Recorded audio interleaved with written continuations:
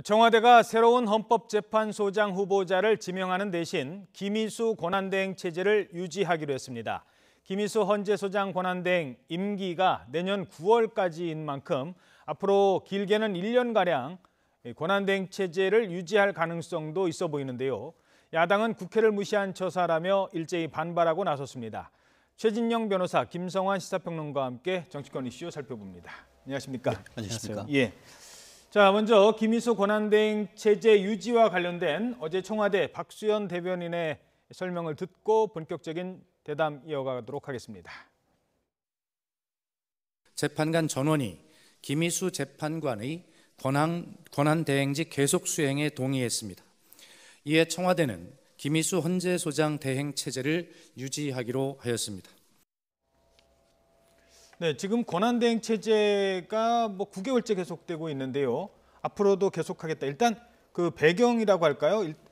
지금 헌재소장의 임기가 정확하게 안 정해져 있습니까? 설명부터 좀 해주시죠. 그렇습니다. 지금 그 헌법 같은 경우에는 헌법재판관의 임기가 6년으로 되어 있습니다. 그렇지만 헌법재판소장의 임기에 대해서는 별도로 정해지지 않고 헌법재판관 중에서 헌법재판소장을 정한다 이렇게만 규정되어 있습니다. 예. 그러다 보니까 결국 임기 중에 헌법재판관 중에 그 헌법재판소장으로 임명됐을 경우에는 적어도 지금까지 대표적인 케이스가 박한철 소장 같은 경우에도 남은 자녀 임기만 그걸 해왔습니다. 그런데 그와 같은 헌법이 사실상 관행적으로 자녀 임기만 해왔습니다만 명시적으로 지금 6년이라고 돼 있지는 않다 보니까 이번 같은 경우에도 지금 청와대 같은 경우에는 자녀 임기 동안 김희수 재판관에 대해서 헌법재판 소장으로서의 대응을 하고 그때까지 입법을 해서 헌법재판소장님의 어떤 임기를 법으로 정해달라 이렇게 지금 했었는데 이 부분에 대해서 문 대통령을 지지하는 측과 또 야당의 의견이 극명하게 엇갈리는 그런 상황이 아닌가 봅니다. 예, 지금 청와대가 그렇게 얘기하는 근거는 일단 헌재 재판관들이 그렇게 하기로 지난달에 동의를 했다, 합의를 했다 이런 얘기 아니겠습니까? 네, 그렇죠. 겉으로 내세우는 명분은 일단 헌법재판관들이 김희수 권한대행 체제를 동의해줬다. 재판관 중에서 만약에 동의하지 않는 경우가 생기게 된다 그러면 굉장히 힘들어질 수 있으니까요. 그걸 이제 내세우고는 있는데 그런 이제 근거를 내세우는 것은 헌법재판소의 경우에는 재판관 9명 체제로 운영이 되는데 헌법재판관 중에서 헌법재판소장을 임명하도록 되어 있기 때문에 굳이 헌법재판소 공백이라고 말하기는 좀 어려운 측면이 있다. 헌법재판소장이 굳이 없다 하더라도 헌법재판소 운영에는 큰 무리가 없다고 하는 점들을 일단 내세우고 있는 것 같습니다. 예. 근데 제가 볼 때는 지금은 때가 아니다. 이런 판단을 하고 있는 것 같아요. 예. 왜냐하면 지금 8인 체제로 운영되고 있지 않습니까? 한 명 더 지금 임명을 해야 되는 상황이고요. 헌법재판소를 9인 체제로 만드는 것이 현재로서는 가장 시급한 문제다 이렇게 보는 것이고요. 이 둘째로는 헌법재판소장을 만약에 또 임명을 하게 되면 국회 인준 절차를 또 밟아야 한다는 겁니다. 예. 이런 경우에 지금 예를 들어서 청와대 어떤 의중을 담을 만한 새로운 헌법재판관이자 재판소장을 임명하게 될 경우에는 국회에서 또 거부를 당하는 우려가 있다. 예. 그렇기 때문에 이 현재 헌법재판소장을 임명할 때 굳이 험한 길을 현재 지금 가지 말고 조금 더 시간을 두고 국회가 헌법재판소장 임기 문제를 정리하고 난 다음에 그때 가서 헌법재판소장을 임명해도 늦지 않는다 이렇게 판단을 하고 있는 것 같습니다. 다만 그 부분과 관련해서 그렇기 때문에 과연 그렇다고 하면은 현재 청와대가 헌법재판소를 정말 독립된 사법기관으로서 인정하느냐라는 것에 대해서 야당 측에서 상당한 비판이 있을 수밖에 없는 것이죠. 지금 이와 같은 국회에서 지금 거부가 된 사실상 임명 거부가 된 사람에 대해서 계속 대행 체제로 유지한다는 것 사실 자체가 협치를 얘기를 하고 또 그리고 민주적 정당성을 얘기하는 그와 같은 자격이 있느냐에 대해서 상당히 비판이 있는 것이고 아까 말씀하신 것대로 헌법재판소장이 없다 하더라도 운영에 문제가 없다? 그렇다고 하면 왜 지난번 대법원장 임명할 때는 문 대통령께서 미국에 가시면서 사법부 수장 공백 사태를 있지 않도록 해서 만전을 기해달라고 왜 그렇게 신신당부를 했습니까? 그럼 대법원은 되고 헌법재판소는 없어도 되느냐? 그와 같은 것에 대한 명시적 대답을 사실은 청와대가 하지 못하는 점이 있기 때문에 그렇다고 하면 더더욱더 중립적이고 여야를 다 아우를 수 있는 헌법재판소장을 후보를 지명하는 그것이 정도이고 헌법이 정한 절차라고 보는 것이 맞지 않을까 생각합니다. 그래서 이제 집착 아니냐라는 얘기가 나오고 있는데 왜 자꾸 김희수 헌법재판소장 권한대행에 집착하느냐라는 얘기도 나오는데 뭐 설명을 해주시죠. 네, 방금 전에 말씀하셨던 것처럼요. 대법원장하고 헌법재판소장은 다르잖아요. 그러니까 헌법재판소장은 헌법재판관 중에 한 명으로 소장을 임명하는 것이고 대법원장의 경우에는 일반 대법관하고 대법원장은 위상 자체가 다르잖아요. 그리고 대법원장이라고 하는 그 위치는 사법적인 어떤 판단을 할 수 있는 최종적인 어떤 위치에 있는 것이고 헌법재판소장의 경우에는 구인 체제 안에서 그 안에 위에서 헌법재판소를 운영하는 역할을 하는 것이기 때문에 위상이 일단 다르다고 보는 것이고요. 또 하나는 지금 청와대에서 김희수 헌법재판소장을 이제 인준안을 이제 표결에 붙였을 때 그때 국민의당에서 뭐라고 했습니까? 그러니까 부결되고 난 다음에 국민의당에서 김희수 헌법재판소장 후보자는 결격 사유가 있는 사람은 아니다. 아주 괜찮은 분이라고 얘기를 했거든요. 그러니까 거꾸로 말하면 정치적 목적에 의해서 김희수 헌법재판소장 후보자 인준안을 부결시켰다고 하는 의미로 받아들여질 수밖에 없었거든요. 그런 면에서 청와대가 받아들이긴 조금 쉽지 않은 측면도 있다. 근데 그런 이제 상황에 따라서 한 것이고요. 마지막에 짧게 한 말씀 더 드리면 헌법재판소장 권한대행 체제를 앞으로 그러면 쭉 가겠다라고 청와대가 명시적으로 밝힌 적은 없다는 겁니다. 예. 그래서 현재로서 지금은 때가 아니기 때문에 임기 문제가 정리되면 아마 제가 볼 때는 헌법재판소장을 임명할 거라고 생각합니다. 그 뭐 얘기 나온 김에 제가 질문 드리지 않고 바로 반론하시죠. 제가 한 30초씩 드리겠습니다. 그렇습니다. 첫 번째 아까 그 대법원장과 헌법재판소장이 다르다고 했는 것은 정말 그것은 헌법에 대한 이해가 제대로 안 된 것이라고 생각을 합니다. 기본적으로 우리나라는 기본적으로 입법, 행정, 사법인데 사법부를 헌법재판소와 대법원으로 나뉘어 있는 것이고 대법원장 또한 이 사법 행정에 있어서는 그 우두머리가 될 수 있을지언정 사법부 판단에 있어서는 14분 중에 한 명으로서 동일한 효력을 가진 것입니다. 그런데 그것을 다르다라고 한다는 것은 대법원과 헌법재판소를 동렬이 아니고 하북으로 보는 그런 해석이기 때문에 저는 납득하기가 어렵고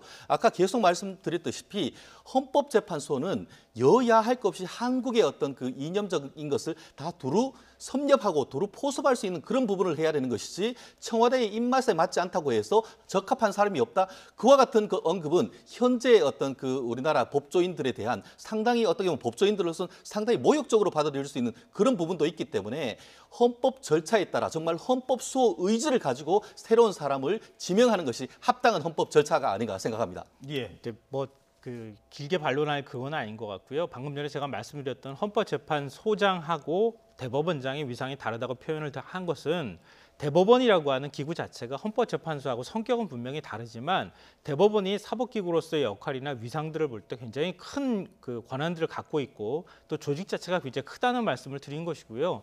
헌법재판소는 헌법재판소대로의 역할들이 있는 것이죠. 근데 대법원장은 산하의 그 판사들 한 3,000명 정도의 인사권을 행사할 수 있는 자리이기도 하고 우리가 일반적으로 3심제까지 갈 동안에 사법적인 판단을 1차적으로 하는 기관이지 않습니까?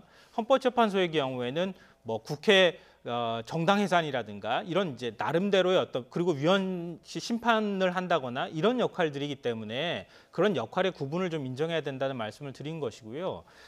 그리고 제가 또 말씀드리고 싶은 것은 그러니까 청와대가 그 권한대행 체제를 계속 끌고 가겠다고 얘기한 적은 없다는 것인데 지금 임기 문제가 제대로 정리가 안 될 경우에는 지금 또 내년 9월이면은 헌법재판관 4명이 또 임기가 끝나잖아요. 그러니까 임기 문제가 정리되지 않은 상황에서 헌법재판소장을 임명하게 될 경우에 또 내년에 또 헌법재판소장을 또 뽑아야 되는 상황이 될 수도 있잖아요. 그렇기 때문에 현재 타이밍이 아니니까 국회에서 임기 문제를 정리해주면 그리고 난 다음에 청와대 입장에서 여러 가지 카드를 사용하면서 헌법재판소장을 임명할 수 있다고 보는 것이죠. 다만 그거에 짧게 반론하겠습니다.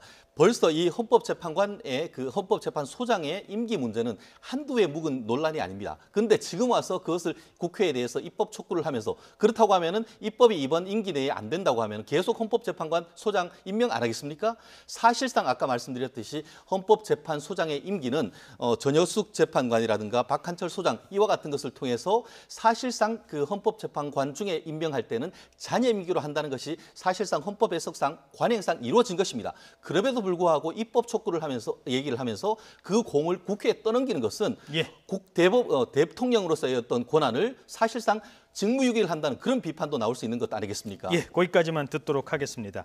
아마 계속해서 국회에서 이 부분은 논란이 좀 있을 것 같고요.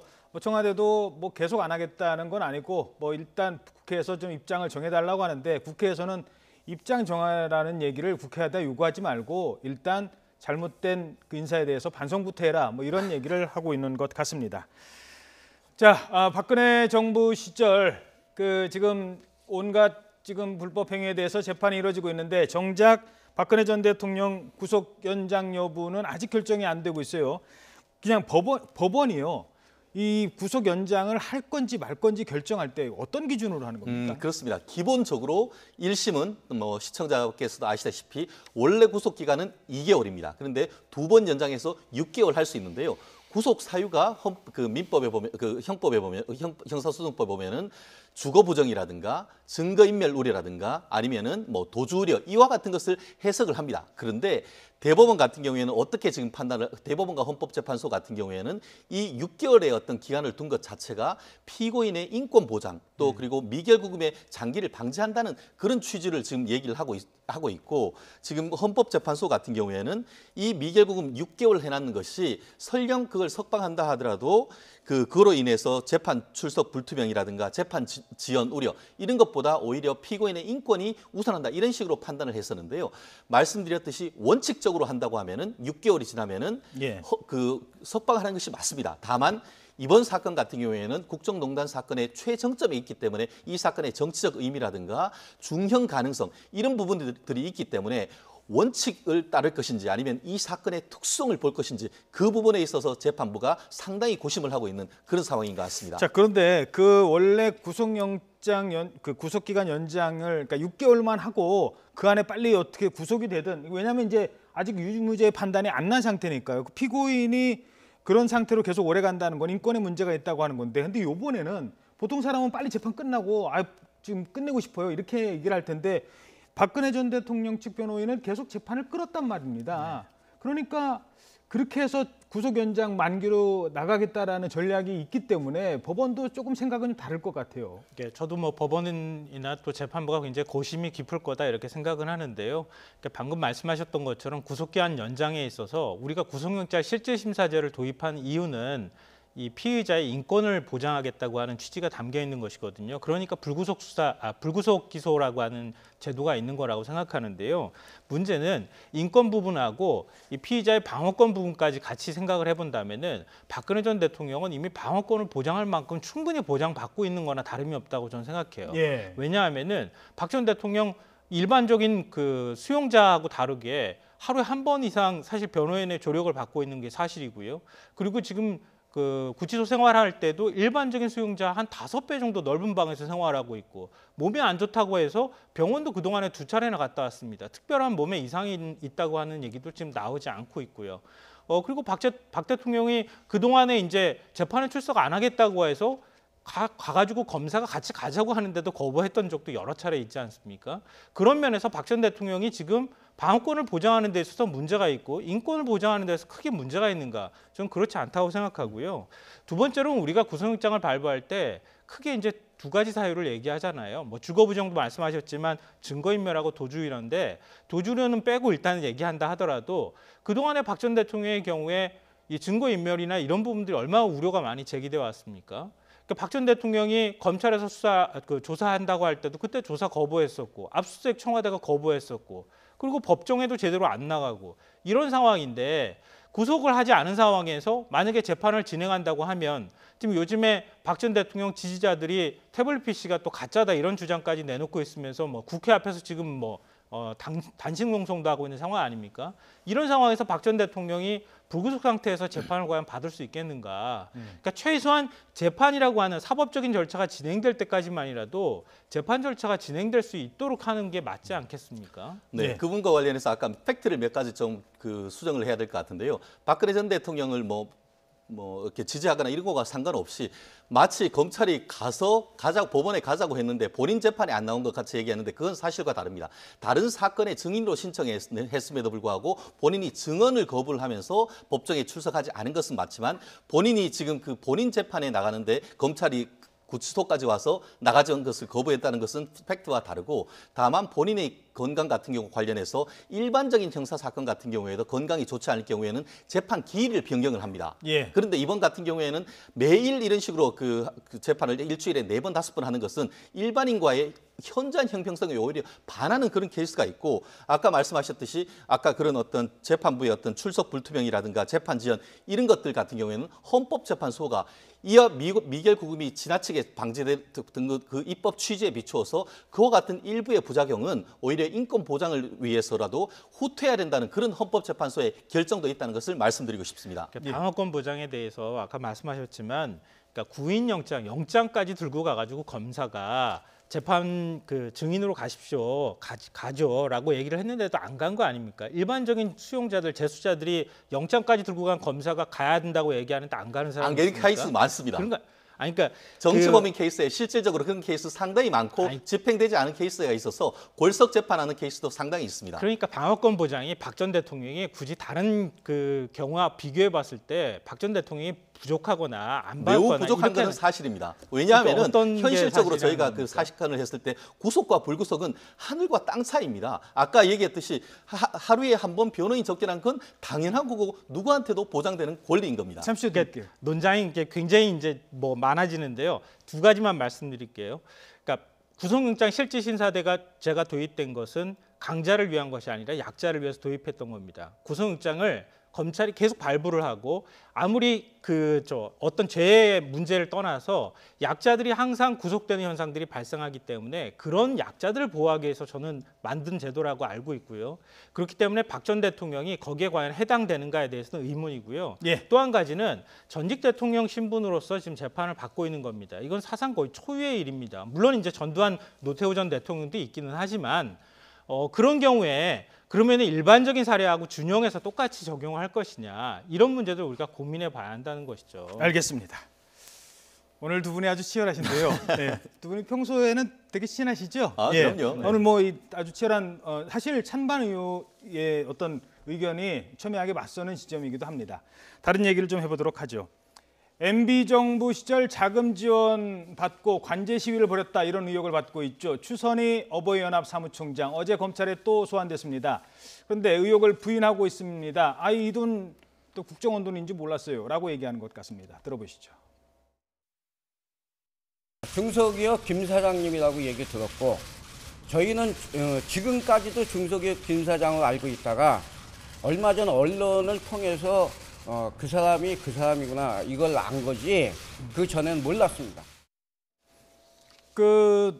이 부분은 뭐 크게 논쟁 사안은 아닌 것 같은데, 뭐 어버이연합이 나는 국정원 돈인지 몰랐어요 하면은 죄가 안 되는 겁니까? 어떻게 되는 거죠? 기본적으로 이 부분과 관련해 가지고는 받고 있는 혐의가 이 국정원법 위반 그리고 또 명예훼손 두 가지입니다. 여기에서 국정원법 위반은 혼자 국정원 그 직원이 아니면서 국정원법 위반이 나오는 이유는 뭐냐면은 이 국정원 수뇌부와 이와 같은 국정원법 위반을 공모해 가지고 했다라는 점에서 국정원법 위반이 얘기가 되고 있는 것인데요. 예. 실질적으로 그 얼마 전에 그 구속됐던 민병주 그 단장 같은 경우에는 어떻게 진술을 했냐면은 원세훈 당시 원장의 지시로 이 추 전 사무총장을 만났다. 그래서 이와 같은 자금 지원을 했다, 이렇게 했기 때문에 기본적으로 아시다시피 국정원법 같은 경우에는 국내 정치 관여를 금지하도록 하고 그걸 위반했을 경우에는 이 처벌되도록 돼 있지 않습니까?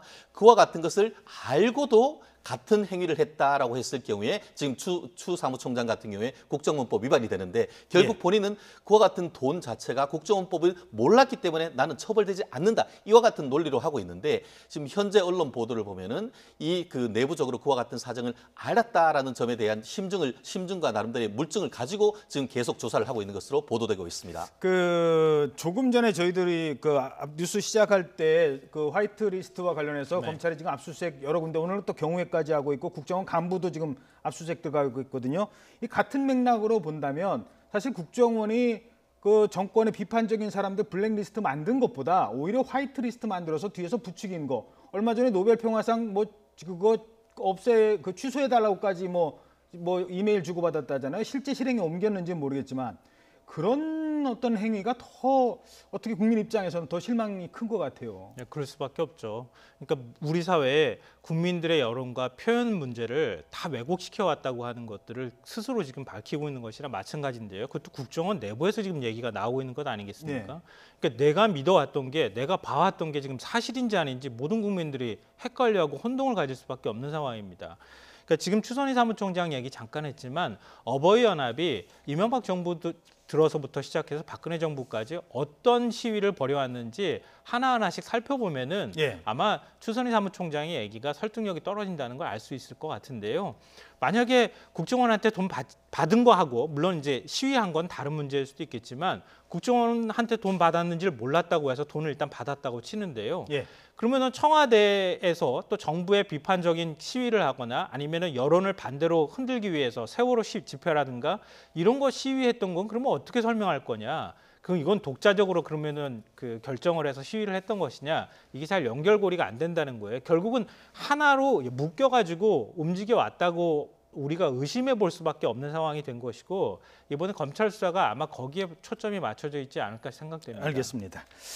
자, 시간은 없습니다만 오늘 이상돈 의원, 국민의당 이상돈 의원이 검찰에 오늘 소환되죠. 뭐 피의자 신분이 아니라 참고인 신분인데 왜 소환이 되는지, 한때 보수 농객이었는데 말이 바꿨다는 이유로 뭐 어떤 게 있었습니까? 그렇습니다. 기본적으로 그 이상돈 그 교수 같은 경우에 현재 이제 그 국민의당 국회의원으로 있습니다만, 한때는 보수 농객이자 또 어떻게 보면은 보수적인 그 글을 굉장히 많이 썼었는데, 이명박 정부 때 이 정권에 대해서 비판적인 글을 상당히 썼다라는 이유로 해서 이른바 블랙리스트에 올랐다고 해서 웃지 못할 어떤 그 블랙 코미디가 아닌가라는 얘기를 하고 있는데요. 예. 말씀드렸듯이 이번 사건에서 그 출석하는 것은 피의자가 아니고 피해자의 입장에서 그렇죠. 하는 그런 것인데, 참 도대체 그 블랙리스트와 화이트리스트의 기준이 무엇인지 예. 실소를 금할 수 없는 그런 상황이 아닌가 싶습니다. 자기 마음에만 안 들으면 뭐 그냥 왜 그 오락실에 옛날에 두더지 두들겨 패듯이 그냥 뭐 가리지도 않고 했던 것 아닌지 이런 생각이 듭니다.